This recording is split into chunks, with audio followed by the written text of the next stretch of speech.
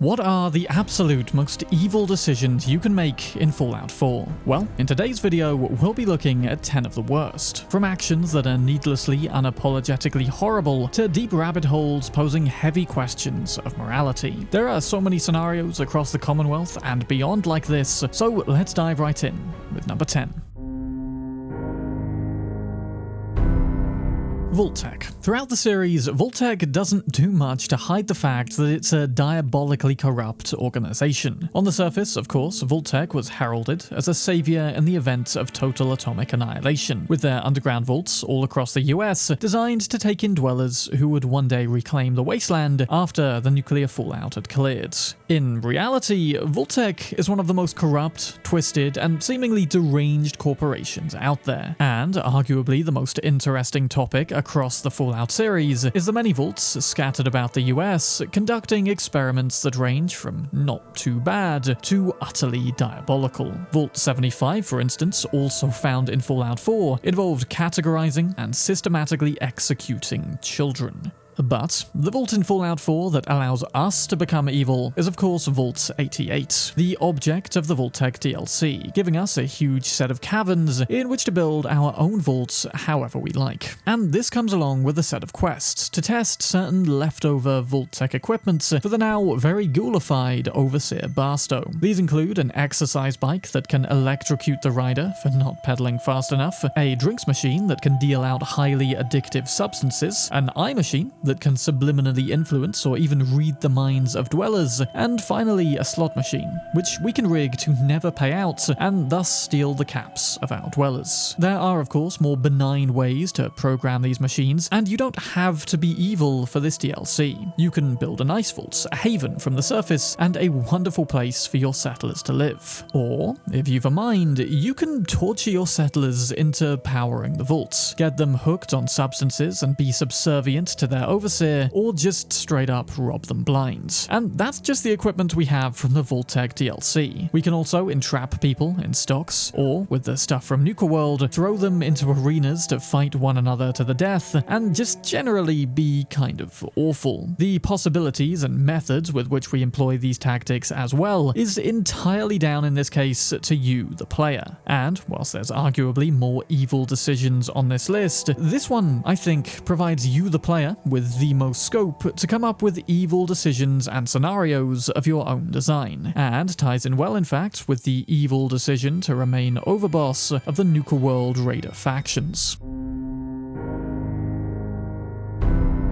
This one can be found randomly out in the wastelands of Nuka World. Personally, I found it by traveling west of the main gate, but it didn't spawn definitively every single time, so you might have to reload your spawning in until they appear. Who we're looking for is a trader named Cora, who, when asked, will explain that she's headed to Diamond City along with her sister and brother-in-law. They haven't had the best of luck with settlements in the past, as gunners and raiders have always come and destroyed what they've built, even killing their parents in the last attack. They hope that by moving to a larger, well-known settlement like Diamond City, that they'll find peace at last. And yeah, as regular people who probably aren't synths and definitely aren't ghouls, Diamond City is easily the best choice they could make. Not perfect by any means, but safer even than our Minutemen settlements. The kind-hearted players amongst us will therefore tell Cora that Diamond City's a great choice, bringing some much-needed reassurance to the trio as they continue on their journey. But since being evil is kind of the whole theme of Nuka World, there is of course a much darker option: to envelop Cora and her family into the twisted theme park of sadistic fun with frighteningly little convincing. Diamond City is a bust. Nuka World is where you want to be. Damn it. I knew it sounded too good to be true. I guess we can always try Nuka World, but I've heard some crazy stories about that place. Nuka World is perfectly safe. You guys would fit right in. Really? Maybe the rumors we heard weren't true then. I'll talk to the others. I think we'll give it a shot. And let me know if you're up for a trade before we move on. And just like that, any hopes of finally escaping the raiders for Cora and family are now gone, thanks to an evil lone wanderer with a dark agenda. Now, in the base game, it's purely the implication of either of these two outcomes that we have. Cora never actually shows up at either location, and we have to maybe assume she was waylaid on the way to Diamond City, or the Nuka World raiders used her for something other than slavery, which we don't see. Though, the mod, Cora and family actually go to Diamond City, which I'll link down below, can fix that, if you want your evil or possibly good choice to have more of an impact on the game world. One of the most interesting side quest lines in Fallout 4 is the one surrounding the secrets of Cabot House, consisting of Jack Cabot, his sister Emma-Jean, their mother Wilhelmina, and their father Lorenzo. Now, these guys have a crazy history, which dates back to long before the bombs dropped. See, all the way back in 1894, Lorenzo Cabot led an expedition deep into the Rub al-Khali deserts of Arabia, in search of an ancient civilization from which humanity allegedly originated. What he eventually uncovered were non-human remains which were wearing a mysterious crown. So, taking the crown for himself, Lorenzo returned home, with plans to return to the ruins later. But from that point on, he was very different to the man that left. The crown, you see, had granted him special abilities, halting his aging, enabling him to project a low-level telekinetic field, as well as increasing his strengths overall. But it also had plenty of negative effects. Lorenzo became increasingly paranoid, and if not for being part of a wealthy family well above the law, he would have faced the death penalty in his time for the crimes he committed, which, by the way that this quest can ultimately progress, I think involved him becoming a bit of a serial killer. So, to preserve their good family name, as well as no doubt for the safety of pretty much everyone, Lorenzo was confined to Parson State Insane Asylum in the year 1898, and there he has remained for nearly 400 years under the watchful guise of his very much still alive family. See, one of Lorenzo's special powers is his now essentially magical blood, something that his son Jack figured out how to dilute into a mysterious serum to keep he, his mother, and his sister alive and free from the effects of aging this entire time. And whilst feeding off their father like vampires may be perceived as evil in and of itself, Jack does justify doing so by dedicating the rest of his very prolonged life to attempting to find a cure for his father and a way to remove the alien crown. Now enter the sole survivor, us, who, after first being recruited to hunt down and retrieve some stolen serum, as well as locate Jack's missing sister Emma-Jean, we will eventually be sent to Parsons Asylum to now stop some raiders, who are attempting to free Lorenzo to procure the source of the mysterious serum for themselves. Now, these guys have been taking Lorenzo's blood in its undiluted form, which, in addition to the prolonged life granted to the Cabot family, also grants super strength and endurance. But fighting off these super raiders will eventually arrive in the chamber surrounding Lorenzo's holding cell, but all too late. The Bremelin field, which dampens Lorenzo's powers, has already been disabled, and now it's only a matter of time before he escapes. Our only remaining options are to open the door and let Lorenzo out, or, under the suggestion of Jack, flood the chamber with Zeta radiation, killing Lorenzo before he can finally break free. And whichever way we play it here, the Cabots are screwed, either now or a little bit later. If freed, Lorenzo will immediately seek revenge, returning to his house and killing his family, who kept him prisoner for 400 years. If Lorenzo dies here, then they lose their source of immortality. Wilhelmina will pass away shortly after, and whilst Jack and Emma-Jean will enjoy a little more life, they're both old if we visit them a short while later. However, if we free Lorenzo, then we get to take the Cabot's place as the immortal beneficiary, willingly gifted vials of serum by Lorenzo as often as we need them. In-game, this will provide us with a huge +5 strength, 50 additional damage resistance, and a reduction of 36,000 radiation, or more accurately 10 radiation per second for a whole hour. With unlimited quantities of this, we'll never have to worry about minor long-term radiation and gain an additional 50 carrying capacity from the +5 strengths, whilst canonically will also live forever, or at least until we're killed, or Lorenzo is, or he just stops giving us the serum for one reason or another. But selfish reasoning aside, this is clearly an evil choice. And not only because Lorenzo will go and murder his entire family immediately. Not that they deserve that fate, but you can understand Lorenzo's justification for doing it in this lawless wasteland. But the issue is more so in what happens with the rest of the Commonwealth. See, the crown on Lorenzo's head he describes to be communicating with him somehow, though the specifics are unclear. Through it, I commune with the ancient minds that founded our civilization. Whether they live within it, or it communicates with them through time or space, or whether it simply holds their memories, I don't know. What I do know is that it has widened my horizons beyond the tiny scope granted to normal men. I spent my long captivity exploring the memories of the ancients, their arts and sciences, their philosophy and worldview. And apparently, this philosophy and worldview cares little about the day-to-day lives of people, perhaps in the same way that we bear little thought for an anthill, say. And sometime later, after freeing him, we can encounter Lorenzo in the wasteland, having killed some ghoul settlers in order to study their immortal condition. Seemingly just a curiosity for Lorenzo. It's not like he needs to try and replicate their immortality, he already has that after all. Yet, he kills them without a thought, purely to satisfy an interest, and he further hints that he'll have to study a lot more subjects before arriving at any conclusions, whether the immortal conditions that he and the ghouls share evolved in parallel or separately. So, letting Lorenzo free spells bad news for the ghouls of the Commonwealth. And that's just for starters. After all, this guy is wearing an alien crown from probably a precursor civilization which imbues him with special powers. He has a total disregard for mortal lives, and he'll probably never die. So, in our own pursuit of immortality, we have unleashed an immortal tyrant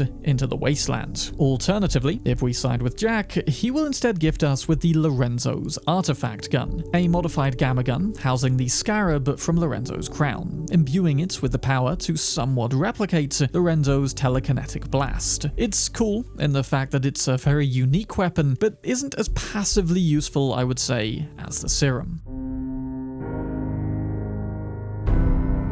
Dr. Brian Virgil is an Institute defector and an instrumental part of our original attempts to break in there. Originally, Virgil headed up the Institute's FEV division, conducting experiments involving the forced evolutionary virus, which, among other things, is responsible for turning people into super mutants. But upon realizing that that was effectively all he was doing to no definitive end, Virgil decided to leave. And one does not simply walk out of the Institute. So, he fled to the one place he thought they wouldn't have the guts to search, the highly irradiated glowing sea. But in order to survive the intense radiation of this area, Virgil was left no choice but to inject himself with FEV, in the process becoming a super mutant, which is exactly how we find him, hiding out in a very distant cave. And in return for the information we need on Institute courses to get inside that place, Virgil simply requests that once we're in, we search his old FEV lab for a cure he was previously working on to his current condition. A small price to pay for help breaking into a place that should be impossible to infiltrate to further our ultimate goal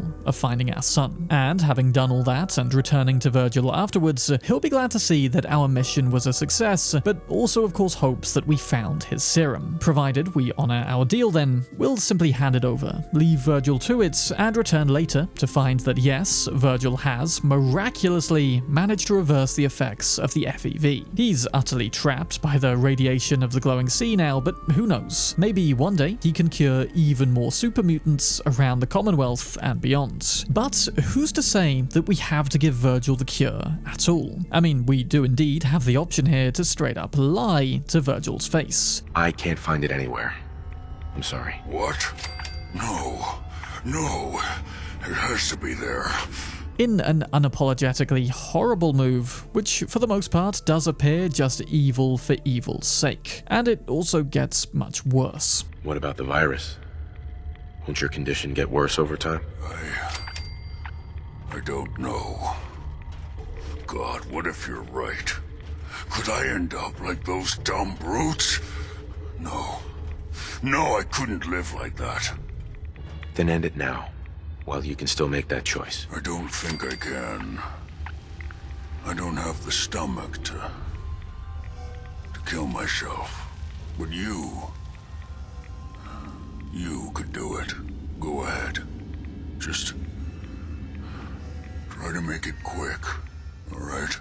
Yes, just like that. With a string of successful lies and suggestions, we can convince this scientist turned super mutant to willingly die at our hands. Because, you know, that's just how we repay those who do us favors in the Commonwealth. Now, let's just back up a second, because in fairness, we can do this at the behest of a Brotherhood quest. Captain Kells will, at some point through that questline, order the assassination of Virgil, though, upon learning that he has been cured, may in fact backpedal and say that Dr. Virgil could in fact still be useful. So, whilst this is a technically justified reason to kill Virgil, the Brotherhood too would actually prefer it if we spared him. Though there's a bit more to it still, because whilst Virgil did ultimately realize the futility of FEV work at the Institute and leave, he did dirty his hands plenty before that. And heading to Boston Common, we can meet, or fight, one of the Institute's earliest subjects for FEV experimentation, Swan, an Institute janitor who was infected with experimental FEV. And to be fair, after the first 14 days, Swan's neural efficiency was significantly improved, though after 19 days began to once again deteriorate. This ultimately led to Swan's expulsion from the Institute, who would no doubt continue monitoring their experiments in the Commonwealth. And when we find him, after God knows how long, he's devolved much further into a behemoth wielding a canoe, with a final note to himself, reading a very basic, "You are Swan." How exactly does this relate back to Virgil? Well, if we've discovered Swan before lying to Virgil about the cure, it does offer us an alternate dialogue path, one requiring less difficult persuasions. Do you remember Edgar Swan? Swan. Yes, I saw his file. He was one of our first test subjects. Years ago, his mutations destabilized, started turning into a behemoth. You think that could happen to me? Maybe I'm fine for a few months, a few years, but God, I couldn't live like that. Now, by the sounds of it, Virgil wasn't involved directly in the fate of Swan, though no doubt had a hand in infecting plenty of others who would have wound up suffering similar fates. And whilst Virgil did eventually turn his back on it all, it's not exactly like he did much beside that. He didn't attempt to undo any of the work that he had done, he just ran away and trapped himself, probably knowing full well that another scientist would simply take his place and continue his work. In fact, he even seemingly abandoned a genuine FEV cure, a chance for him to do actual good. And realistically, Virgil is a total coward. But, that as the case may be, it doesn't change the fact that he helps us inside the Institute, and not giving him his cure after that, in addition to, you know, convincing him to request that we unalive him, I think is still a pretty evil and dick move. Kid in a Fridge has the potential to be one of the most uplifting side quests in possibly the entire Fallout series, triggered whilst wandering Jamaica Plain when we hear a voice calling out in the distance belonging to a kid named Billy, who hid in a fridge when the bombs began to drop. You know, the Great War bombs over 200 years ago. The fridge evidently protected him from the blast. I mean, it worked for Indiana Jones, so why not? But it didn't save Billy from the radioactive fallout that followed, though the radiation did in a way save Billy by ghoulifying him, though it also subjected the kid to 2 centuries of being trapped in a tiny cupboard. Quite how he's not feral and quite how nobody discovered him before this point actually is insane. But anyway, letting him out, he'll explain all this and say he wants to find his parents. And after 200 years, we wouldn't be unjustified in delivering the cold hard truth that his parents are almost definitely dead. I mean, if they were alive, they had 200 years to come and look for him, right? But returning Billy to the ruins of his family home, it appears that he did get his excellent ghoulish genetics from his parents. And again, I find it questionable that in the 200 years they were just over there, they didn't bother to venture out and look for their son. But even still, getting Billy home does lead to this heartwarming reunion. That is, if we get Billy home. And the cold-hearted profit-seekers amongst us may be tempted by the offer we instead receive from Bullet, a member of the Gunners who'll interrupt us along the way. Cute kid. Is he for sale? For the right price, yeah. Please, don't sell me to this guy. I'll give you 200 caps right now. Give me a break. I know what he's really worth. Damn, you drive a hard bargain. Here's 350. I'm taking the kid. You sold me. You asshole. And, just like that, Billy has traded a life of imprisonment for a life of servitude. Though we could be up to 350 caps richer. Though, do bear in mind that we can actually sell Billy, then put a bullet in Bullet before still delivering the kid to his parents. And in fact, doing it this way will net us 850 caps total, 350 from Bullet and 500 from Billy's dad, whilst also avoiding a confrontation with the Gunners at the end of the quest. It's certainly the smartest, most profiteering way of doing it, but our companions will most likely hate the selling parts. Well, apart from X688, who apparently thinks ghoul child slavery is kind of cool. He will also like it if we take Billy home for a short reunion with his parents, only to then turn the entire family over to Gunner slavery, which I think overall is the most evil and also least rewarding ending to this quest. And it's an especially cold move from our protagonist, given their similar experience of a family torn apart by the war. But hey, maybe in an act of bitterness, the sole survivor is ensuring that if we can't have an odds-defying family reunion, then no one can. You can have him. Why should I risk my life? All right, boys. Let's collect our new workers. I'm not alone in saying that the Far Harbor DLC is one of the best stories in Fallout 4, with a combination of options for how to conclude the main questline and determine the fates of the 3 major settlements. The mostly peaceful town of sailors called Far Harbor, the observatory repurposed into a synth refuge known as Acadia, and the submarine of religious fanatics better known as the Children of Atom. There's a plethora of ways to play this, and I've already done a whole video going over all the Far Harbor endings. For this entry, we're simply looking at the most evil of them all, which is of course to destroy all 3. And thanks to measures put in place by Acadia's synth leader Dima, this is all too easy. Let's start with the Children of Atom, easily the most evil of the trio and the most mad. Their choice of home on this nuclear submarine is down to the nuclear warheads contained on board, some of which are leaking radiation for the children to bask in Atom's warm glow. Healthy, but one of the warheads is still active and can be detonated as soon as we locate the launch key. And once we have it, we could just go ahead and turn the thing. But it's a lot more fun to actually convince these fanatics to request that we do so, explaining that only through getting nuked can they possibly fulfill their precious ritual of division, shattering open the atoms from which they are made to unlock all the precious worlds that they think are contained within. His voice shall boom, his radiance shall blind, and we shall at last be divided. Prepare, children, for our time is now.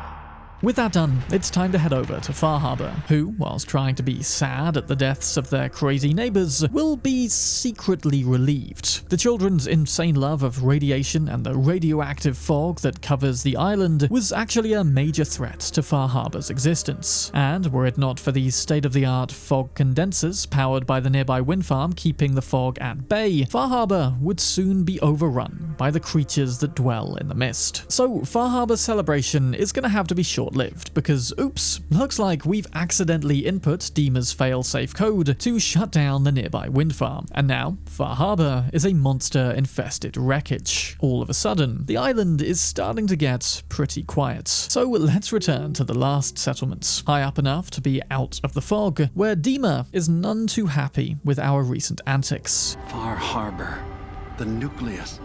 They're both gone. You have brought nothing but death to this island. Why? Do you just enjoy it? You make me sick. Be careful, Dima, or you and your people are next. Well, since our evil protagonist is not one to make empty threats, I think it's high time we dealt with all the settlements of Far Harbor once and for all. And there's a couple more factions back in the Commonwealth who'd be very interested, or concerned, to hear about this settlement entirely composed of escaped synths. Telling the Brotherhood of their existence then will lead to a full-scale massacre, whilst telling the Institute will result in them coming to reclaim their lost property. And I don't know which is worse, death or returning to a life of servitude. But either way, it spells an end to the last settlement on the island. And now we can preside over the ruins, having fully abused the immense power and choice that this DLC had given us. But also we've logged ourselves out of pretty much all the other content. So again, if you want a more positive, albeit still morally challenging ending, then go check out this video later. But moving on. Now, selling a ghoul child to gunners for a few caps is bad enough, but this next one is arguably even more selfish and cold. Vault 81 is easily one of the best and luckiest vaults in the US, where for once, the vault's overseer actually made moves to stop the crazy experiments that Vault-Tec put in place there. Originally, Vault 81 was to become a testing site for various viruses, and was split into two completely separate sections. The residential side, which is still thriving today, and the secret side for scientific research. Here, the scientists would have been tasked with administering various pathogens into the living quarters of the unassuming dwellers. Though, fortunately, the Vault's first overseer prevented this from happening, never notifying the scientific team to come to the Vault, and preventing all but 3 of them, who turned up anyway, from ever getting inside. After that, she cut off the means for the remaining 3 scientists to infect the neighboring dwellers. In fact, she sealed off that part of the vault entirely, and kept it a complete secret from the rest of 81. So, trapped inside, but with enough supplies to last a lifetime, the 3 scientists lived out their days conducting the experiments they could from just their side of the vault. Now, fast forward to 2287, and a chems addict known as Bobby DeLuca uncovers a sealed up entrance to the sealed off half of Vault 81, using it to store his chems. Then, one day, when sneaking through to retrieve some of his stash, he was spotted and followed by a curious kid named Austin. Unfortunately, throughout the centuries that this place had been sealed off, experimental mole rats had escaped their containments, creating burrows all around the vault tunnels to establish a huge mole rat colony. But these mole rats in particular, being the source of scientific experimentation, are infected with an unknown disease, which is especially deadly to the less developed immune systems of children. And when Austin stumbles in here, he is unfortunate enough to get bitten. Which is where we come in. With Austin slowly dying to this unknown disease, our only hope is to venture back into the secret Vault 81 and just hope that these scientists had been smart enough to create a cure to whatever this disease is that they also cooked up. And fighting our way through, we learn that fortunately they did. And even decades after their deaths, it's been left under the watchful guise of the robot Curie, one of the best companions in the whole game, with one of the most interesting story arcs, but that's something to look at in another video. What's important to note now is that despite many cures being created, the years have unfortunately caused all of them to deteriorate beyond use. That is all but one. But that's great. One is all we need. We can take it back to Vault 81 and cure Austin, become the hero dweller from another vault. Except, here's the catch. Because in fighting our way through this well-established mole rat colony, unless we were very quick and very agile, odds are we'll have been bitten ourselves at least once, contracting the same disease as Austin. As a grown adult though, the effects are not nearly as bad. It's absolutely no threat to our life, and merely deducts 10 HP from our total, or half the HP gained from 1 point of endurance. A minor inconvenience, but an inconvenience all the same. And no regular stim pack or doctor's cure can fix us here. The only thing that can is the 1 vial of Vault 81 cure that we now have. So, we're left with a choice. Cure a young boy with his whole life still ahead of him and take a minor debuff ourselves, or Let him die. I'm keeping it. You're going to sell it, aren't you, bastard? Are you really willing to let Austin die just to earn a few caps? He can die for all I care. What's one more dead child in this world? No wonder we don't let many Commonwealth people into the vault. You are a cold, selfish bastard. Get out of my sight. Yeah, this is more one of those unapologetically horrible actions, and I think the dialogue we have to pursue for it only serves to further highlight that fact. With this action done then, the vault will become a somber place. A shrine will pop up in the classroom to Austin, his friends will comment that it's weird with him gone, and people will rightfully berate us for choosing to let him die. And in arguably an even worse move, we can attempt to genuinely justify this action to the Overseer. I'm sorry. I really am, but I have a lot of people out there to take care of. People that count on me. Yeah, but given what the sole survivor proves to be capable of throughout the rest of the game, that's bullshit. And there's not really any way to excuse this one. What's more, actually doing this does end up serving as more of a detriment to our character than we might first think. Had we saved Austin, we'd have unlocked a permanent Vault 81 residence, and have also been granted free reign to take a bunch of stuff from around the vault without it being considered stolen. And factoring in that, plus the, dead child, is it really worth the extra 10 HP? Still, it's a cool option to have for a downright evil as evil can be roleplayer. Okay, strap in for this one because it gets way deeper than I first anticipated it would. In the more northern regions of the Commonwealth, not too far from the Taffington Boathouse, sits the heavily fortified, albeit kind of quaint settlement of Covenant. But to get inside, we'll first have to take something called the Safe Test, a series of 9 seemingly morality-testing questions, which anyone who played even the start of Fallout 3 should find remarkably reminiscent. Your grandmother invites you to tea. But you're surprised when she gives you a pistol. And orders you to kill someone. What do? I'd ask for a minigun, so I can do the job right. Please treat the questions seriously. There's no way to fail the safe test, so just have fun answering in the most extreme way possible. We'll soon learn that the compulsoriness of this test is far more sinister than it first seems. But getting inside Covenant, we'll first meet Honest Dan, a caravan master hired by Old Man Stockton over at Bunker Hill to investigate a missing caravan that disappeared near here, comprised of, amongst others, Stockton's daughter, Amelia. And agreeing to help with the search will start us on a full investigation of this suspiciously fortified, almost cultish settlement, complete even with a Mr. Handy known as Deezer enticing us in with free drinks. Same great taste! Try Deezer's lemonade!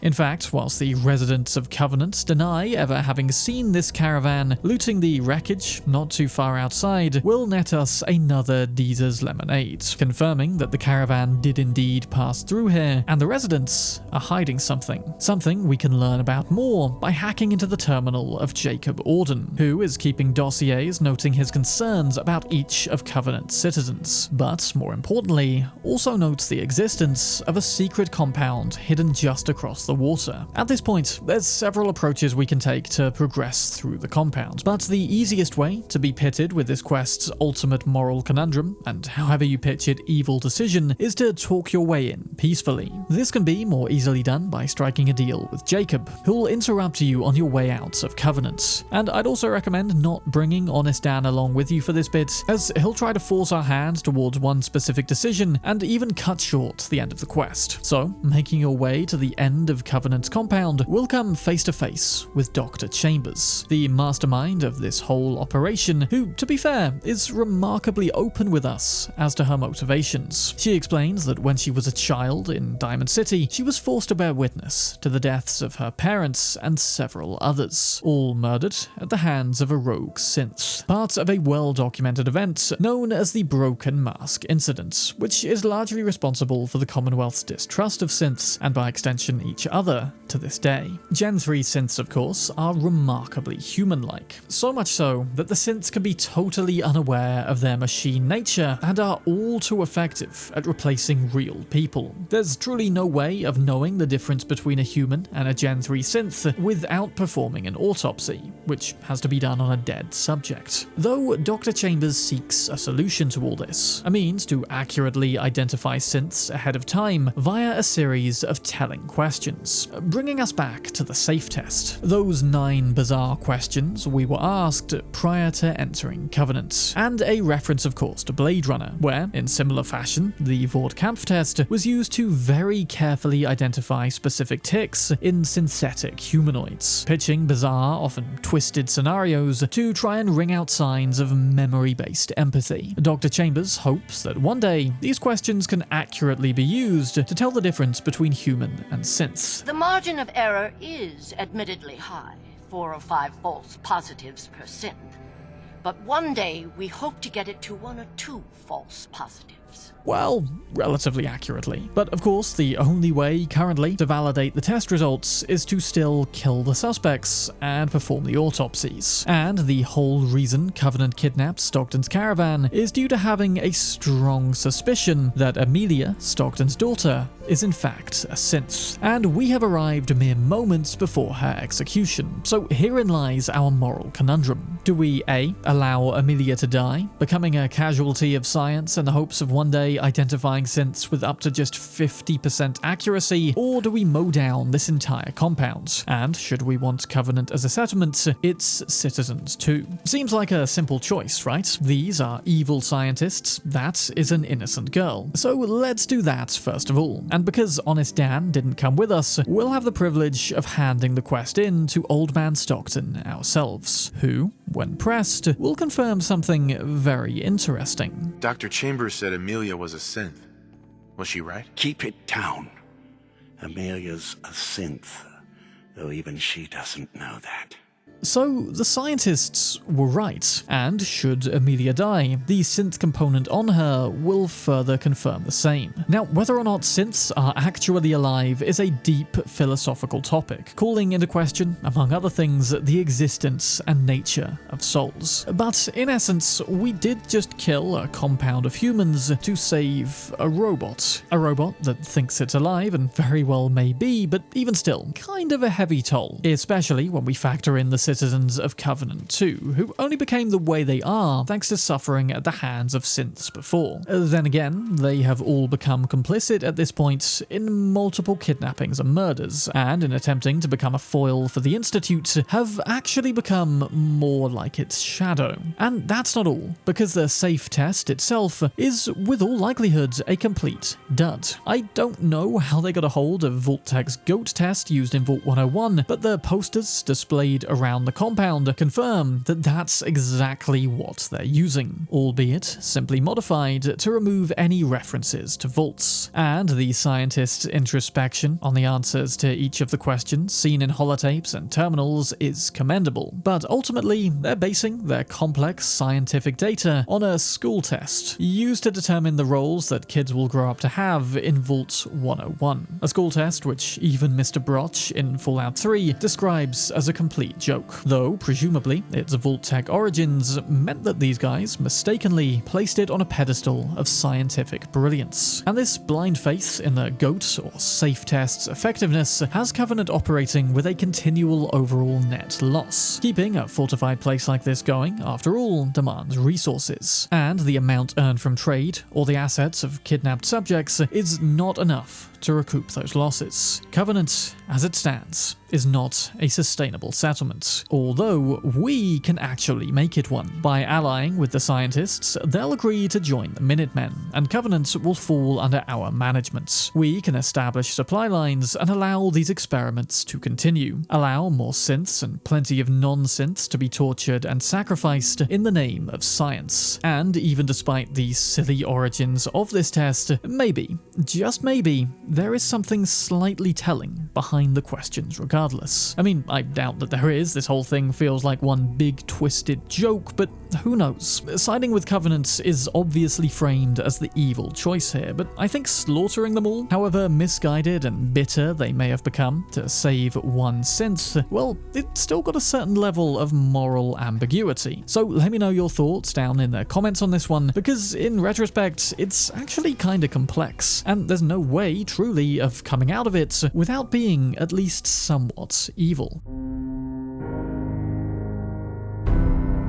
Easily one of the most downright evil decisions we can make in Fallout 4 overall lies in the main questline of Nuka World as a whole. The raider-oriented DLC largely involves leading 3 factions of raiders back into prosperity, having usurped the previous overboss by the design of the very fed-up raider factions. Now, Nuka World itself is largely empty, and we can reclaim the 5 regions of the park for the raiders without much trouble. The more evil aspect comes once that's done. You see, these factions are greedy, and the fun individual regions of Nuka World were never enough for any of them. I think there's also a sense of competition between the 3 groups, and thus they're constantly one-upping each other by capturing yet more settlements. Which brings us to the quest Home Sweet Home. The raiders have set their sights on the Commonwealth, and we, as their overboss, are responsible for leading the charge, largely undoing the good work we previously did as General of the Minutemen, taking out individual settlements to be placed back under raider rule. Raiders who force settlers into slavery, kill them for pleasure, and, well, I can't confirm this one, but